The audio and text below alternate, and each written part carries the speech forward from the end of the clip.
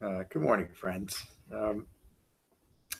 Today's talk is on another poem from the Theragatha, that section of the Kadaka Nikaya that preserves 264 poems of awakened monks, and the Theragatha that I've been doing a series on also preserves. I think it's around 70 poems of awakened nuns. This particular poem is from the Buddha's son, Rahula. And so linked on the same page as this article is on my website is the Rahula Sutta. And in that sutta, the Buddha, come here, folks, lay down. The dog always wants to get in on these videos. Lay down here. And in the Rahula Sutta, the Buddha teaches his then 7-year-old son a very simple and direct application of refined mindfulness. And it's just a beautiful sutta where it's just the setting where this awakened human being, with all his responsibilities at that time, is still so loving and attentive to his little boy. And so this is now Rahula, probably at least 30 years or so later, so well into the Buddhist teaching career, who has now also achieved the rightly self-awakened state. And this is his description of where he is in his life. From Rahula, to Theragatha 4.8. Accomplished in the world and the Dhamma, I am Rahula the fortunate. I am the son of the Buddha. I see the Dhamma. My affluence ended. Free of ignorance, there is no further becoming.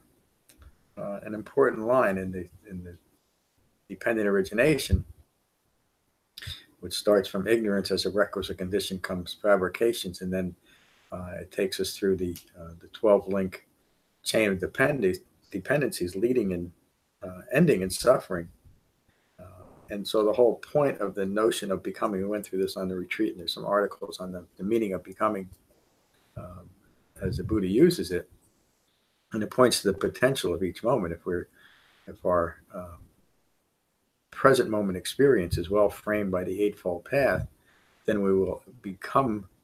we have the opportunity to become awakened. And if we continue our ignorance of Four Noble Truths, and whatever's occurring in the moment can only support becoming further ignorance. And that's the meaning of becoming. Rahula continues, I am worthy of offerings. And this is another line that needs some importance.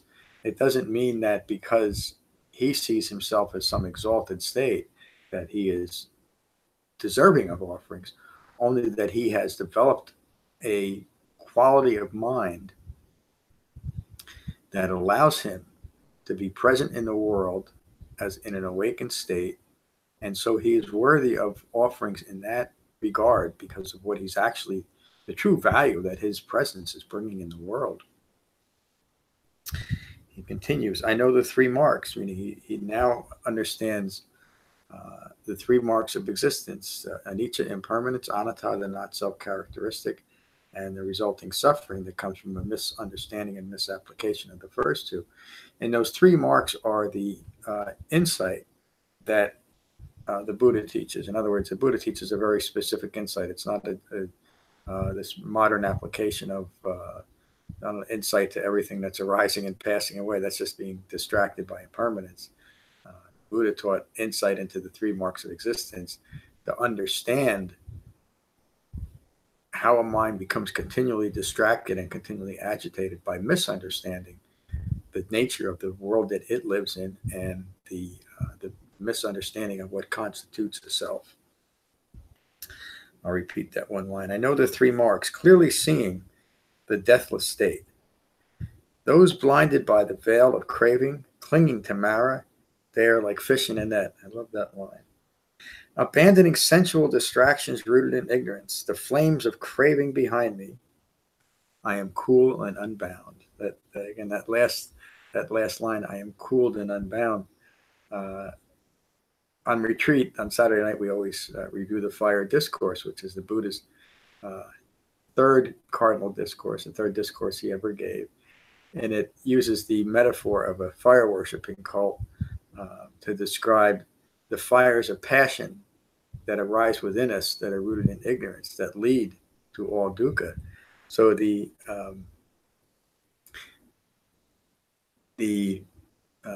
Buddhist word, and actually let me the Buddhist word for awakening is nirvana or nibbana, and it's also the word that the Buddha used. And there's always a distinction between what the Buddha taught and what is developed. But nibbana means extinguished specifically. It doesn't mean heaven or anything else. It doesn't even mean awakened. It means extinguished, and it means that the fires of passion have been extinguished. You have reached the goal. And that last line, "I am cooled and unbound." When the Buddha describes an awakened human being from the point of view of right view, he describes that mind as a mind that has penetrated to the most profound level the nature of suffering, and it has released itself or become unbound from clinging to wrong views rooted in ignorance of Four Noble Truths. And the natural consequence of that is a cooling of these passions.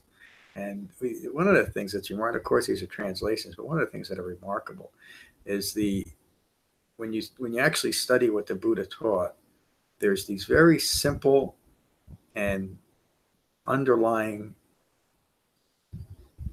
themes, such as becoming cooled, that continually direct our Dhamma practice.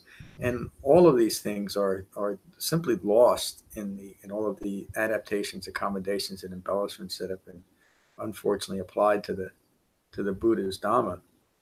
And one of the reasons why I like these poems so much, and am now teaching a series of them, is because they're so simple and direct, and they encompass so much of the Buddha's Dhamma in a very few short words.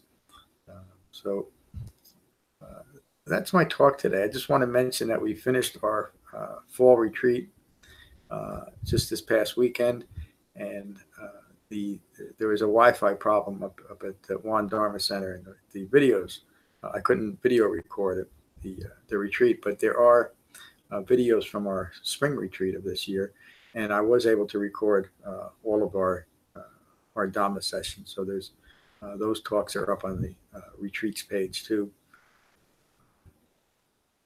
And I think that's it. So thank you for listening to this video podcast, and I'll post another one next week.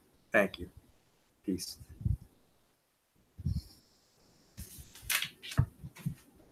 Always got to get in, don't you?